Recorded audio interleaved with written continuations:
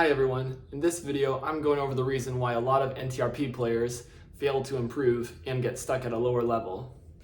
Now the key is, for you NTRP players, you're using the wrong racket. If you get this newest racket released by Wilson or Yonex, your game is going to improve by at least a full UTR point, and you need a very specific string. Whatever string you're using right now, you need to switch to either Slinko Tourbite or Hyper G, 20 gauge, and you need the soft 6-sided or even 10-sided version. I'm just kidding. The reason you're not playing better isn't because of your equipment. The key is you're doing slightly something wrong on your take back. If you look at the slow motion clips of Roger Federer, he takes his racket back like this, and at this one point he drops the racket, flexes the wrist forward, brings forward the chest, brings down the head, keeps his eye right here, and you are not doing that on your forehand. Also on his serve, he reaches the trophy position at a very specific point in time with his arm at a 60-degree angle, 12-degree racket flexion, wrist pronation, shoulder pronation, finish across the arm while keeping the head up, body going in the direction of the box, but turned to the side. And if you do those things like Roger Federer, you will become a 4-0 or 4-5 player. Once again, I am kidding. Sorry for you NTRP players. It's not because your equipment is imperfect. You don't need to keep searching for the next best thing. You don't need to constantly be tweaking your technique and thinking about how you can hit your forehand at a more professional Roger Federer, Rafael Nadal like level. Quite frankly, you don't have the athleticism or the countless hours and years to be perfecting your technique to pull off really advanced strokes like that. The key is, if you want to improve your level for NTRP, you need to improve your fitness. Now, if you're at a 3-0, 3-5 level, I've been to a lot of these tournaments. I see the 3-0, 3-5 players play, and I see the 4-0, 4-5, 5-0 players play. And in terms of shot quality, there's really not a very big difference. I see some 3-5 players play, and they are smacking the ball. They have huge forehands, big first serves, like low knifing slice backhands, and you're seeing them play these incredible shots.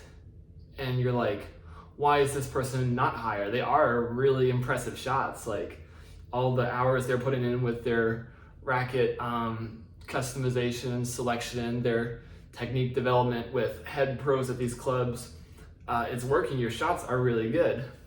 But the problem is, you're playing a guy on the other end who has way worse technique, just chips the ball back into play, but he's at least 3 times faster than you and has 10 times the cardio of you. So what your opponent does, he runs side to side, chips the ball, runs side to side, chips the ball, and every point's either gonna end with you hitting a winner or you hitting an unforced error. Are you gonna hit a winner in 60% of the points? No, you'll probably hit a winner in 35, 40% of the points.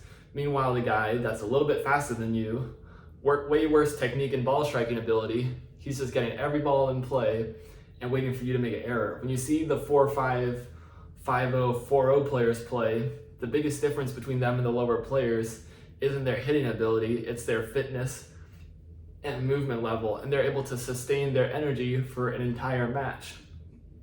And obviously this isn't every NTRP player. If you're truly a beginner 3-0, 3-5 player, obviously you need to work on your technique. You need to practice your shots. You need to learn how to execute and trust your shots in the key moments. But for a lot of NTRP players at a low level that I see, their shots are at a very proficient, high-skilled level. But if you're as serious about improving as you say you are, you need to spend a little bit of time working on your health and conditioning. And that's a lot of the stuff that happens off the court. A lot of older players, they're dealing with knee, hip, back, ankle injuries. And if you don't address those first, and you're trying to build really good serve, forehand, slice, volley on top of it, you're just putting, I don't know what a good example is, but like a Band-Aid over a big wound or whatever. You're just doing something to cover up what's ultimately going to be a really lacking area in your game. Tennis is a movement-based sport. The best players in the world are the best movers in the world, as Roger Federer said, and there's no getting around this. No matter how good your shots are, if you have a real injury or real physical limitation, everything you're doing with your racket or your technique is just covering up for a much greater issue. And I know it's not easy, and I know you have a lot of your things going on, but tennis is not an easy sport, and it is not kind or unforgiving to the non-winners and stuff. Like, you have to constantly be leveling up and improving your game, the hard way or not, if you want to be successful. Tennis is very rewarding to the best, and it's not very generous with who they let make it to the top, to give the harsh reality.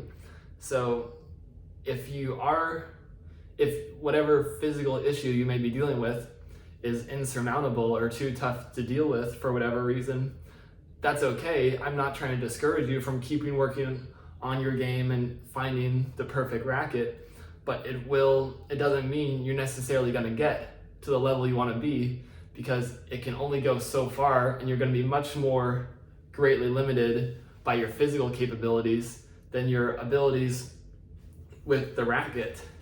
And there's nothing wrong with playing at a lower level, but that's just the reality of it.